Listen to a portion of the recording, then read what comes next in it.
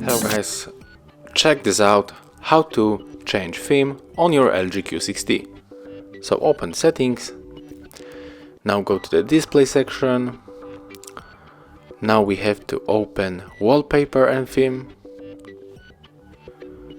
and for example we can go for this theme, click on apply. Now we have to wait a few moments.